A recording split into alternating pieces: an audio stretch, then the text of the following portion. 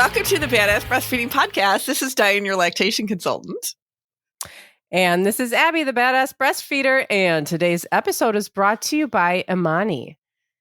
Imani recently released the Imani i1 Dual Breast Pump featuring the quietest motor on the market. And we will hear more from our sponsor later, but you can head to badassbreastfeedingpodcast.com and check our sponsor page. See if you can give them any of your business if you need anything. And because they make this podcast possible. And also, while you're there, you can scroll down and enter your email address. And you'll get episodes sent straight to your inbox every week. And now Dianne has our review of the week. And this came to iTunes. So thank you so much for putting this on iTunes. I think this is fantastic. More than just breastfeeding. Every woman should listen to this podcast, whether they are breastfeed or not, are a mother, soon to be mother, or any woman that one day wants to be a mother. Although this is a breastfeeding podcast, there is so many more necessary topics that they touch on, and it blows my mind how God designed women's bodies and the bodily process leading into motherhood. So incredibly perfect how everything is all connected. I'm so thankful to have found this podcast when I did. I'm not a mother yet, but plan to be someday, hopefully soon, and have learned such important information. I think it's important to be educated on these things before getting pregnant, and society has failed us in doing that. I feel so prepared and excited to enter into the journey of pregnancy and motherhood when the time comes. And a huge factor in that is because of Abby and Dianne. Thank you guys for being so incredible and giving us evidence-based info that challenges the mainstream way of thinking and teaching us things that we probably wouldn't be educated on otherwise. I love that she's doing this before having a baby. It's amazing. And getting the info. Yeah, I think that's so cool. Great. I am pretty jealous that I never. I know. It's also kind of sad that this basic information, because let's face it, most of the time in this podcast, we are giving information that is counter to like the mainstream information or just things you've never heard about. And this should be like in health class. Yeah. Yeah. Like why we don't talk about anything. People are not given like information. And I think that this comes from this whole like, religious right of like, if we talk, about the details of this stuff, people will go out and have babies or something. I know that they have like, they don't want anybody to have any education, but like, These are basic people. You go into parenthood. I went into parenthood. I had no idea really what was going on with my body. None. I had none. And I tell people that because I think people think as a lactation consultant, oh, I must have had a good plan. I must have known what I was doing with my kids. Like I had no idea what was going on. None. Plus, my first kid was not planned. So throw that into the mix. Yeah. So now I got this baby I wasn't even planning on having. And now I got to figure out what to do. So now I'm really behind the 8 ball because that was not what was intended to happen at the time. So, and you get 50% of pregnancies aren't even planned. So that might be an old statistic, but who knows? Either way, it's a lot to try to figure out. And like you said, they don't do it in school. When my kids did reproduction in school years ago, I remember being like, did they talk about breastfeeding? And they're like, Mom. And I'm like, no, I'm serious because it's a physiological part of your body. Like, how can they? I don't understand how you can teach childbirth, have a section on reproduction in whatever class they were taking, health or whatever it was, and not talk about breastfeeding. It's a physiological response. It's not a choice. Your body is just going to do it. Right. So I don't know why we don't talk about it. It's just unbelievable to me. I don't know. It's just so crazy. Yeah. I mean, we don't want people to have information that empowers them. That is how this works. Oh, so ridiculous. I don't know. I mean, breastfeeding is like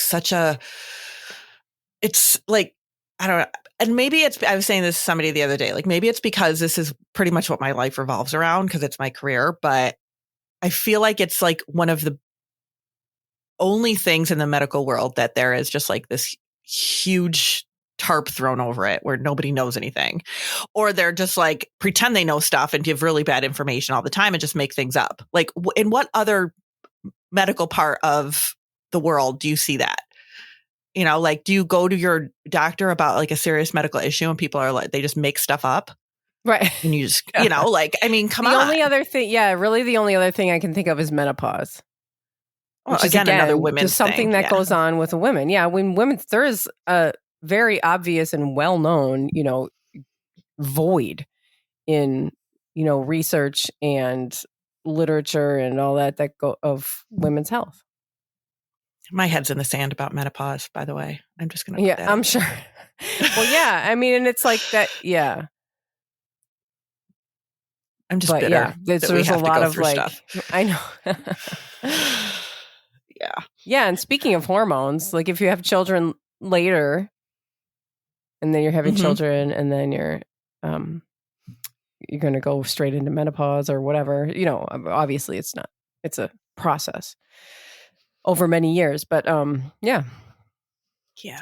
We don't know so much what to expect or what's going on because we don't talk about it. Right. Yeah, it's really pretty crazy. But going from that to maintaining milk supply, like that's always a big concern. Yes. Right. Right. So, all right. So I got hormones. a couple things. Yeah, exactly. I was going to say that. Oh my God. Yeah. So the one thing with this, like, so you could kind of look at it and be like, okay, maintaining milk supply. I have to go back to work. How do I maintain my supply when I go back to work? Like that's usually like one of the biggest things. If you're home breastfeeding your baby, hopefully there's not a lot of concern over maintaining your supply. It's really addressed more if you're being separated from your baby or if there is like a serious like milk supply issue. But if everything is fine, I don't want people to worry about maintaining a milk supply. You know what I mean? Like, and I guess the point behind me saying that is that I have had some people say, I was told I need to pump in addition to breastfeeding. Otherwise, I won't keep my milk supply. And that is not true at all. You do not have to pump just for the hell of it to maintain supply. Pumping is only for separation from your baby. That is why we pump. That is the only purpose of pumping, is to leave milk for the baby when you cannot physically feed them yourself. Mm-hmm. It is not meant for you to just start pumping right away. Otherwise, your milk supply is going to go away. I don't want anybody to feel like that. If you're latching your baby and feeding your baby and you're triggering your body to make milk with your baby latching, that should be enough. It really should be. That's not the end of the episode, though. We do have more to talk about than just that. Yes. Well, sorry. So no, that's okay. For pumping, I feel like certainly, we could talk about the, maintaining supply and then some of the hurdles that we'll go through, which is, can be getting sick, having your period come back, nursing strikes. Mm-hmm. Pumping might come into play here. Is that right? Yes. Yeah, absolutely. And, that's why like if we need it for a reason, absolutely. Right. But you shouldn't, like, people are like, oh yeah, they told me I should pump, as soon as my milk started coming in so that I could maintain my supply. Right. No, if your baby's latching, you shouldn't have to do that. But if it is a situation where of like, nursing strikes and stuff like that, then yeah, you might have to pump. Because if your baby's not latching, then yeah, pumping is important. And that is actually on my list of ways to maintain your supply, is if the baby isn't latching for whatever reason, whether it be, you're having trouble with feeds, or like in the beginning, or if it's a nursing strike, or you're returning to work, or even if you choose to just like have your partner give a bottle every day so that you can have a break. Mm-hmm. Those situations you do have to pump, because we need to still tell your body that you're feeding a baby. So that's where pumping comes into play. If you're not doing that, if you're just kind of like skipping that, then your body after time is going to like not, it's going to definitely like close down on supply a little bit. Mm-hmm. So we do have to kind of keep up with it. But to pump just randomly because you feel like it's going to, like your supply is going to drop if you don't, that feeding the baby isn't enough. Or like straight out, like when they say like we're in the hospital, start pumping. Yeah, like that's not necessary if your baby's feeding fine. Like if everything is fine, your baby's feeding fine, gaining weight, all that stuff is fine. There's no reason to pump. You don't need to pump to maintain your supply if your baby is feeding fine. That's really not, but everybody is so worried about milk supply. It's like the biggest, oh my God, I'm not making enough milk. I need to pump on top of it. And it's like, if we just feed our baby, like that's really what we need to do is just feed the baby. Like that's what's going to tell your body that you have enough milk. Yeah. But one of the biggest things with maintaining your supply that people hate to hear is those overnight feeds. Oh yeah. That is really maintaining your supply. So there's kind of two things with this, two factors with this. If your baby is waking overnight for feeds and you don't want to wake overnight for feeds, which we totally understand that because nobody wants to, but those overnight feeds are when your hormones that make the milk, which is prolactin, that's when those hormones are highest. So that's why sometimes you wake up, you feel super full in the middle of the night, or you're leaking in the middle of the night. You wake up in a pool of milk. Like that is why, because those hormones are higher overnight. So your milk supply is kind of geared up. So taking advantage of that and feeding your baby during the night, get your milk supply set up where it's supposed to be. So there is a reason for that. Like we need to have those night feeds. If your baby starts to sleep longer, and you're not getting up during the night, you don't have to get up during the night if your baby's not getting up. I think that's a really important thing to remember because sometimes people will say, oh, your baby's sleeping all night. You still have to get up and pump because you need to maintain your supply. No, you need to do what your baby's doing and follow your baby. And that's all you need to do. But if you are in a situation where you've returned to work, baby's only latching a couple times a day because of work, and they're not feeding overnight, and we need to start we're having supply issues, which sometimes happens with this situation, then that might be the first thing I suggest to you.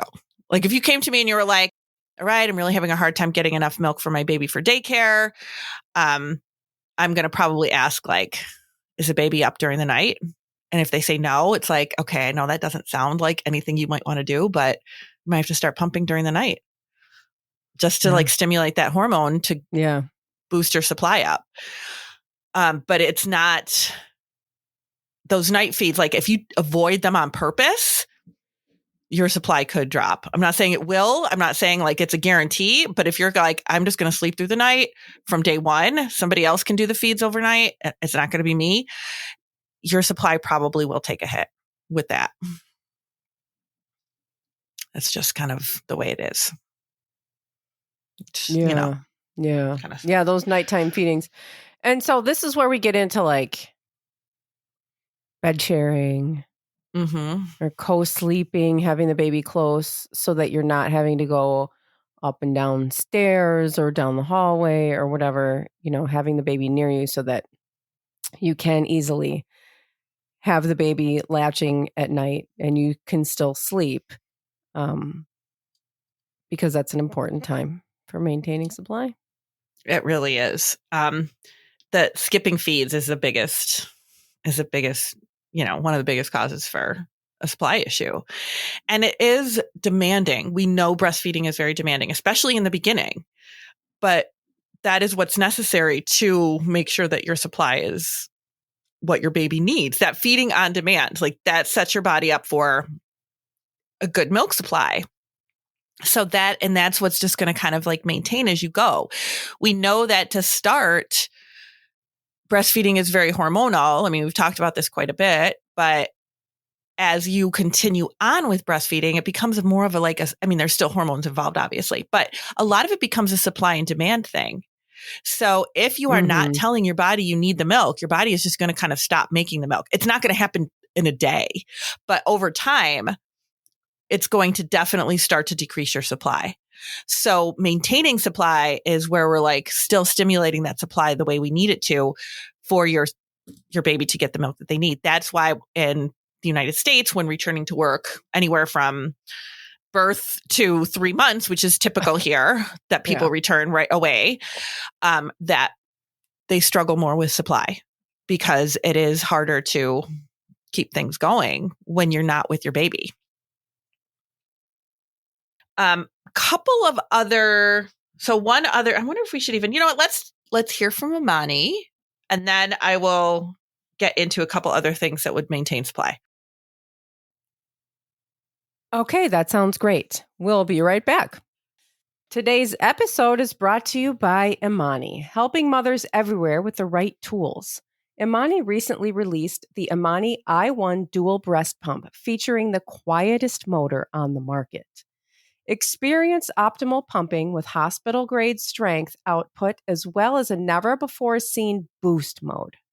Whether pumping from one breast or both, this smart system maintains a constant pumping pressure. Its 2 main cycles, massage and express, include multiple vacuums on each cycle. Portable, efficient, and hands-free. Find out why Imani USA products are trusted by over 46 million mothers around the world throughout their breastfeeding journey. For more information, visit ImaniUSA.com. That's IMANIUSA.com, and use promo code BADASS, and you will get 25% off of your purchase of the Imani i1 dual breast pump. And our sponsor, Imani, for today can be found in our show notes under this episode at badassbreastfeedingpodcast.com. In our show notes, we'll also include further information about things we talk about in this episode. And at badassbreastfeedingpodcast.com, you'll also find our breastfeeding resources, all of our other episodes, and information about scheduling your very own one-on-one online lactation consultation with Dianne. Yeah. So, all right. So one of the things I definitely want to say is you are not going to maintain a milk supply without stimulating a milk supply. So like taking all these magical beans is not going to do it. You know what I mean? Like you can't just like sit on your couch and take a bunch of herbs and think that that's going to maintain your milk supply, because it's absolutely not. Or the cookies. Yes. You can't bake a lot of cookies or brownies or whatever those they are and think that that's going to maintain your milk supply, because it absolutely is not. It is all about stimulating supply with either the baby, which is preferred obviously, or pumping. So another thing that can really kind of go towards maintaining your supply is holding off on birth control, if that's possible for you. So a lot of times they'll say like, oh yeah, birth control is not going to impact your breastfeeding. It's not going to impact your milk supply. It can. It really can. And I know that they say that there are some that will not impact it, but sometimes it will. Like you just don't know how your body's going to react until you actually do it, because of the hormones involved with breastfeeding and with birth control, because birth control is hormonal. There are things that are like the pill. There's like a mini pill, which is lower in hormones, that they say this is fine. You can breastfeed with this pill. But if you're not somebody who likes to take pills, then that's not going to be a very effective form of birth control for you if you're not like really good with it. So some people will go towards like the IUD and stuff like that, which is more common now. IUD, I think like 90% of the people I talk to get an IUD. But I have absolutely had people that had their milk supply impacted by an IUD. And I know they say that it's not going to happen, but you don't know how your hormones are going to respond. So the longer you can go, the better. And I know that they say at 6 weeks, you can get, they start to usually kind of question about birth control. Actually, a lot of people tell me that they get questioned about birth control pretty early, like before they even have the baby. I think sometimes that happens. Yeah, I did too. Did you? I was just like, what? I don't know, man.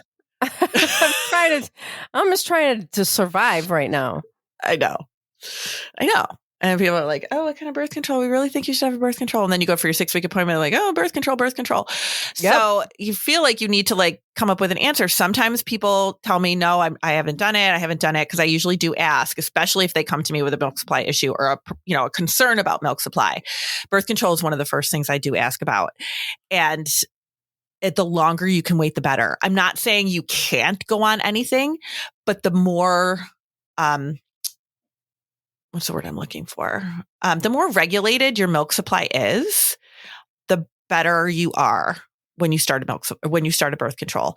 If you started at 6 weeks and we're still messing around with breastfeeding, because we know like sometimes it takes a while to kind of get things where they need to be, it might just be too soon. So even if you can wait longer, that is better. The longer you can wait, the better. If you really can't wait, then just kind of keep an eye on your supply. Make sure that if you see any issues, to contact a lactation consultant.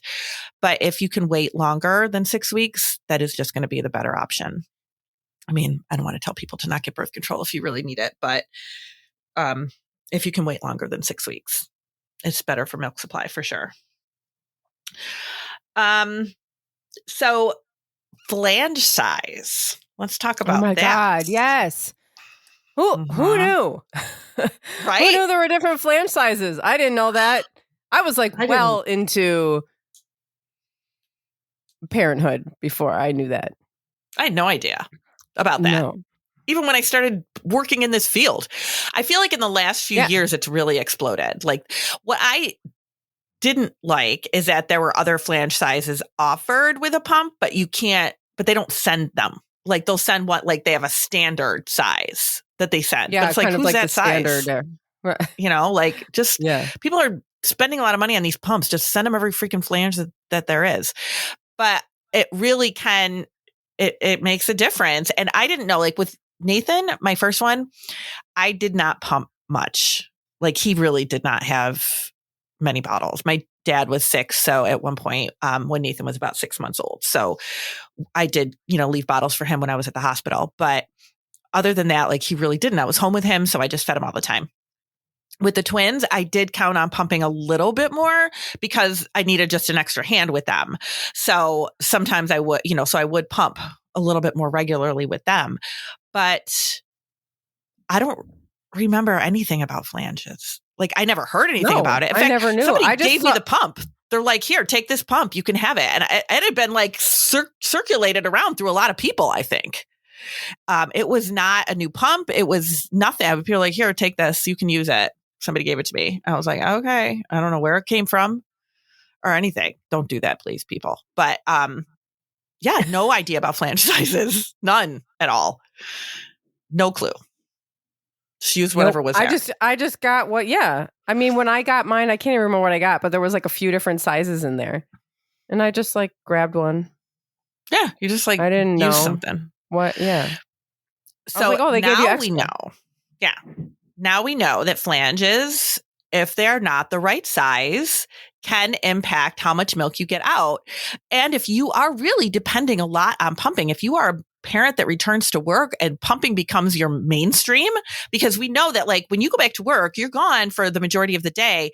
So a lot of those parents will breastfeed in the morning, breastfeed once or twice in the evening, and maybe overnight if their baby's still getting up overnight. The rest of the time they're just pumping. So it really does, going back to work really does take away a lot of that mother-baby contact. So you are depending on your pump to maintain your supply. And if your flanges aren't the right size, that can impact how much milk you're pumping. And we know that if you're not stimulating well enough, it's going to impact your supply over time. So that will impact your supply if you're not getting the milk out like it needs to be. And if your flange size isn't right, that could be the case. So it is important to make sure that flange sizes are right. The other thing that happens with that too, that I think people don't realize is that can change depending on where you are in your breastfeeding relationship too. So it may be the flange that you were using when your baby was 2 months old and you returned to work. Now maybe, your baby's 4 or 5 months old, your body is regulated more. Now that flange needs to be changed again because the size is no longer correct. So it can really, it's something you got to stay on top of. I feel it's like flange size overwhelms me. I'm not going to lie, because it's like, people are like, I don't know if it's right. This, this isn't right. I don't know if it's right. I don't know if I'm getting enough milk out. This is, and it's like, oh my gosh, there's so much. Like, why can't it be simple? I don't understand why it just can't be simple. Like, just. Yeah. I mean, I think that there's a way to like measure your nipple and then you add centimeters around the side or something like that. Mm-hmm. And I feel like that is overwhelming. And I think that if you just simply like look at when you're pumping, if your nipple is rubbing on the sides of the flange, it's too small. If your whole areola is being sucked in, it's too big. And all the, the pump companies, the whatever pump you have the Imani, like our sponsor for today, they'll have, they have all the different sizes. So like you can just recheck again when you're pumping, when it's time to, replace your valves and the whatever, just like take a quick look again and see if it's changed. And then you can just get that separately, the flange. You don't have to buy a whole new pump. You can just get the flange. Yeah. Size change if you need it. Right. Definitely. I mean, if it's uncomfortable, if pumping is uncomfortable, we need to troubleshoot that, because it is going to impact your supply over time. And it could either be, using a pump is, I think a lot of people are like really intimidated by pumping at the beginning. They're always like, oh my God, I don't even want to get it out. Because nobody tells you what to do. Right. We don't you come into the hospital and like, you just like, nobody tells you what to do. This is another thing that we need to be doing in the hospital. It's like teaching people how to use them and when to use them. The other thing that I hear a lot of times with the hospital is sometimes like if you do pump in the hospital, which is, like if they have you starting to pump in the hospital for whatever reason, if the baby's not latching, if you're separated from your baby's early, like, any kind of those situations. And then I'll see those parents, after they've been home or whatever, and they'll be like, well, this is how they sized me in the hospital. This is the flange that they said was going to work for me. And it's like, your milk's not even in yet. I mean, so much is going to change. And plus, if you're somebody who pumps a lot, like frequently, like you're pumping several times a day, that would possibly change the size of your nipple. It's going to swell it up a little bit. There's going to, as opposed to somebody who pumps once every couple days, right. There's definitely going to be some impact there. Some people develop what they call elastic breast tissue, not to throw more into the mix, but that like is sucking more tissue into the flange.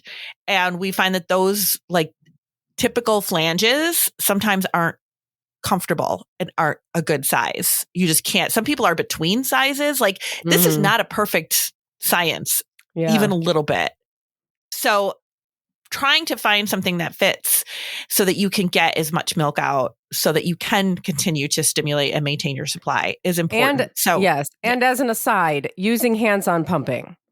Because you can't just rely on the flange size either. You need to use your hands while you're pumping, and that will put it all over the top. And that's something that I feel like really went away with the hands-free bras, because I think people just kind of like I didn't have like when my kids were little, there was no such thing as a hands-free bra. Like we didn't do that. I held the flanges. Now people are like, oh my God, I don't have a bra. I have to hold the flange. And it's like, so what? Like it's going to adhere to your body. Back in my day, I had to walk uphill and hold my flanges. but it really makes a difference if you can somehow be a little bit engaged in that pumping. And if you just slap those things on with a bra that might not fit that well, the flanges might not be as secure and they might not be suctioning as well. And it's not going to like really get the milk out. The pump is just kind of pulling the milk that's there. If you're massaging and you're doing that the hands-on pumping, that is going to help get more milk out from milk ducts that are like under the breast and on the side and all of that. So, I mean, we're not saying like massage super hard or anything like that. We're still being like, gentle with your breast, but definitely like trying to get more milk out is, ideal. And hand expressing really works great for stuff like that too. Yep. So the hands-on pumping, because a lot of people, I think, pumping is really encouraged a lot of multitasking, which Yeah. I mean, we're parents, we multitask anyway, but it really does become a lot of like, okay, let me answer emails while I'm pumping. Let me, do this and that while I'm pumping. Especially like, oh my gosh, we feel so guilty, right? To take pumping time at work. Like I have to continue working while Everyone I'm makes you feel pumping. guilty about it. Right. So it's like you're just, but it's really important to just, even if it's just part of the time that you're pumping, you don't have to do the hands-on the entire time you're pumping, but even just for like 5 or 10 minutes, that can be super helpful to get as much milk out as you need to. And just, use like pumping takes what, 15 to 20 minutes? Yeah, pretty much. Use 10 minutes of that time to just stretch your neck and do some deep breathing while you're massaging the milk out. Like just take a break. Yeah. Let that pump direct you to like just taking a minute for yourself in the middle of the day, just to breathe and like center yourself again. It is, the less milk you get out with pumping, the harder your body, like it's really hard to keep up that supply. That's why pumping is really hard to keep up supply when people like choose to, only pump, which is amazing to me because it's so much work. It's so hard. And every single parent that pumps needs a medal because it is just so much work. But it is really hard to maintain your milk supply when you're only pumping or when you're majority pumping because it's just, you're not able to drain the breast like the baby can. And the hormonal exchange is not the same as when the baby feeds. So it does become a little bit more difficult to maintain that milk supply. So it is crucial to make sure if you are doing a lot of pumping that the flange sizes are right, that you're, like switching out the parts, which is another thing I never realized when I had my own kids, like that you should switch out those little membranes and the little duckbills. And like, if there's anything in the tubing, if the tubing gets condensation or anything in it, like to switch that stuff out every once in a while. But they have said, like some research has showed that you should be switching out parts like every 60 pumps or something like that. Like every, with every, or once a month if you pump frequently. If you're like a return to work person and you're pumping several times a day, like switch those parts out every month. And that's nothing I really realized was a thing when I, had my kids. Just kind of like, all right, just pumping. I didn't know anything had to be switched out unless it was like lost. Yeah. Yeah. I know. It was just like this weird machine that made weird noises. And I didn't really understand it. And now, like if you work and you're pumping like like Dianne said, several times a day, treat that machine, like something special because that's what's going to get you through. Yep. I mean, you end up having quite the intimate relationship with a pump. Right. You might not have intended it. I know, name it. They all make a sound. They all make a sound when they're pumping. Even the quietest ones make a little bit of a sound. And some people hear words in there. Like badass. Tell yourself that it's saying something to you. Yeah. I know. Pumping is hard. And we've got episodes on pumping. Maybe we'll have to do another one. It's been a while maybe since we did a pumping episode. But yeah, pumping is like, especially for a parent that returns to work, pumping is such a focus. Like that is more the focus than breastfeeding, I feel like sometimes. Like I'll get people in prenatal classes and they're like, all right, what do I do about pumping? Like that's their biggest concern. It's like, we haven't latched a baby yet. Like we're not, that's not something we're going to talk about. But there's a lot more to it. You can't just be like, oh yeah, just, hook yourself up to your pump and that's it. Like there's a lot that goes along with pumping. So it can be overwhelming, especially when you're trying to get breastfeeding down. And then you're trying to get breastfeeding down and then you're trying to also figure out your pump because you got to return to work and it's a necessary thing. So that can feel like super overwhelming. So definitely talk to somebody about it because the pumping, if you are being separated from your baby, pumping is crucial to maintaining a milk supply. It just is. You got to get the milk out. You got to stimulate the supply somehow. And that's the best way to do it if you're not with your baby. Like you said, like skipping feeds is going to cause a problem with supply like over time. If you're somebody who's like, oh my gosh, we were at an appointment, I missed a feeding, is my supply going to go into the toilet? No. If it's one time or something, no. If it's something that you consistently do, like, oh, my partner's going to give a bottle every day at 6 p.m. when they return from work. So I'm going to have a break. If you're not pumping during that time, your body is going to start to decrease supply over time, if that's something that you're continually doing. But if it's like once or twice, it's not the end of the world. But if it's continuous, it's going to impact your supply over time. I mean, your supply does not like shrivel up in a matter of hours, contrary to popular belief. Right. But right. it is, you do need to maintain it by telling your body you're still using it. Right. And there are, times where people get real edgy, like if they have like a medical procedure, if they get sick, if the baby's on a nursing strike, if the baby started solids. These are all things where people start to get a little worried, or maybe even see.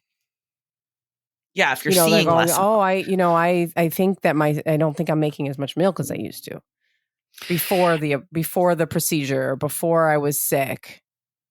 Right. Before they started eating solids. And the thing with solids, like I actually did see that on a list of like, coming with maintaining milk supply. Because when your baby starts solid, like if you start too early, that could be a problem with supply.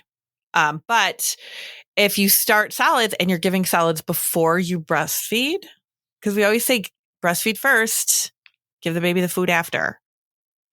If you're doing the opposite of that and you're giving the baby food first and then you breastfeed them and they're not really hungry enough to breastfeed really well because they just had a bunch of cereal or something like that, then that's going to cause a problem with supply over time for sure. Overfeeding, like daycares and childcare and stuff like that, if your baby is overfeeding, that will cause a problem with supply over time because now your baby's not feeding well when they come home because they're getting too much milk during the day. So that is why like overfeeding can be an issue with people that return to work and then are struggling with their supply. So those kinds of things are definitely things to look at. When you're sick, like that does happen sometimes. You're sick, depending on what you're sick with. Like sometimes people have like a stomach bug or something like that. Like they're dehydrated. Their body kind of takes a hit. You might definitely have a little bit of a supply issue with that, but it'll rebound. Like it'll come back as you're breastfeeding. Usually people don't notice that. And with the period too, like when you get your period, we know that, supply dips with that and then comes back up because of hormonal fluctuations. But usually you don't notice that unless you're pumping. That's when people notice it. Babies will do what they need to do, but you'll never probably, unless it's a really drastic supply hit, you're probably not going to notice it with your baby breastfeeding, but you probably will notice it if you're pumping. You're going to be like, oh my God, I got 2 ounces yesterday. Why am I only getting half an ounce today? Like that kind of a thing. You're going to notice it more when you're pumping. And it just, usually we go through when people contact me about stuff like that, it's always pumping related. And we always kind of go through all the same things of like, okay, are we started birth control? Did your period come back?